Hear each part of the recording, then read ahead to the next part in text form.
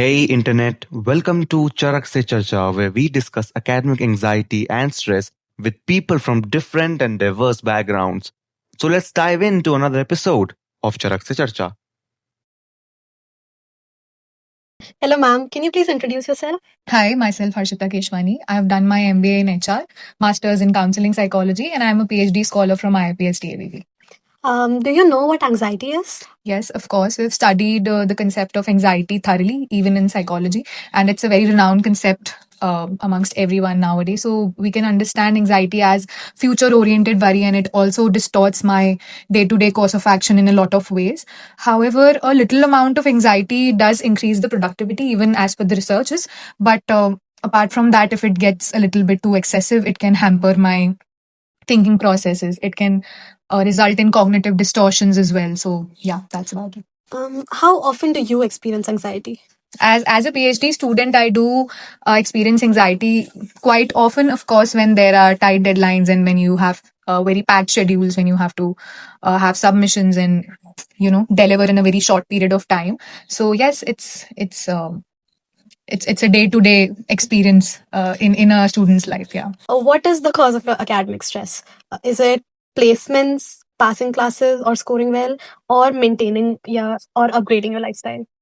Of course, it's most of the time, as we discussed, that is, it's future oriented. Most of the time, it is about how it's going to imply how my marks or how my result is going to imply in future in my job or in my career, how all of it is going to play out, how it's going to turn out. So that is the reason, and the constant fear of falling behind is something that does cause anxiety for me. Yeah. What symptoms of anxiety have you experienced? Emotional, cognitive, or physical? Mostly cognitive. Something we all must have heard about as a concept nowadays is brain fog, where you can't concentrate and you tend to forget things very quickly, where you just don't remember what you're about to do or what you were thinking. You lose your trail of thought. So yeah, that is something that I experience. Do you express your feelings of anxiety, or do you bottle it up and never tell anyone? I try to find the best time to express it, of course, because you have to be very well aware of the emotional intelligence of the other person, so that they can understand where you're coming from, and it's not like you're dumping your emotions on them. So yes, I do try to deal it on my own most of the times. So yeah. How has your anxiety and stress impacted your social life and interaction with peers? I am left with very, very little friends. I would say that that's not completely because of anxiety. I feel with time, when you grow up and when you venture into a number of different things as adults, it does change. But again, as I said, you don't want the other person to face the implications of your anxiety or your bad mood or anything that you're facing. So you just tend to separate yourself from anyone, so that you don't want them to feel affected. Yeah, makes sense. What are your go-to coping strategies for anxiety? Breathing techniques, even as a therapy practitioner, mindfulness based techniques, as 5 4 3 2 1, or any sort of grounding techniques, mindfulness techniques, or just listening to songs, unplugging yourself from the outside world. So that could be Okay. And what are the things that you personally do when your academic stress piles up? I just tend to take a break most of the times. I feel like if I'm not productive, even if I'm working on it for hours or weeks, it's not gonna turn out well. So I try to take a break, and I try to just dissociate from everything and then take a fresh start, so that I can at least deliver effectively. Are you aware of the options available to you for dealing with stress and anxiety? Yes, of course. I think even in our culture, people are now more openly accepting therapy and counseling as a space for opening up and for sharing their feelings. And of course, we do have our peers and our friends, our family, to whom we can turn in times of need. Did you ever seek professional help for academic stress or anxiety? No, I personally haven't. Okay. Will you consider it if it becomes that big of a problem? Of course. I myself am a therapist in training, and I would definitely be open to taking therapy if it gets too much, because I'm aware of the kind of benefits it can give you if taken effectively and positively. You have some experience as a teacher. Have you, as a teacher, seen some particular triggers for stress and anxiety in your students? Yes, of course. And Yes, of course.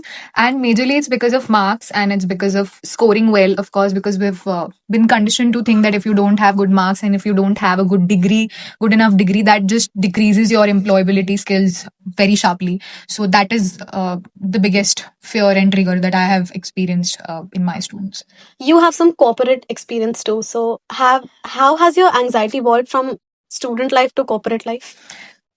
When we grow as an individual, you realize with time that the things that you were stressing upon or just getting anxious upon previously, they were of very less or no significance. Now you have bigger fish to fry, and then you have to think about your performance and you have to think about your productivity, reaching the office on time, taking care of your other personal issues as well, and just being consistent and showing up every day. Sometimes it can get too much. So that's how I feel. As adults, you don't have the privilege to just take a break sometimes.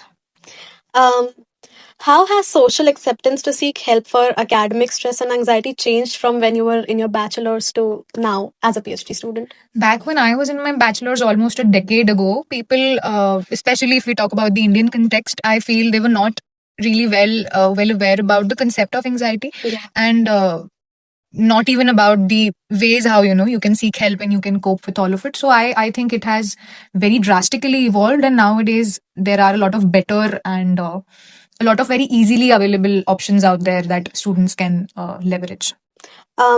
What is your opinion on seeking professional help as a society for academic stress? Seeking help in general is very helpful. It helps you understand your hidden potential and where you're coming from, your triggers, how you're conditioned and how you're wired as a person. And specifically if we talk about anxiety and stress, it is very short lived, however, but it has major long term implications, especially if we talk physically. If we talk about confidence issues and just shivering and getting chills, you don't know where all those things can trigger suddenly in life. So of course it is very helpful, and it can help you regulate your emotions in a better way and prevent yourself from ending up in such a situation in future. Thank you so much, ma'am, for your time.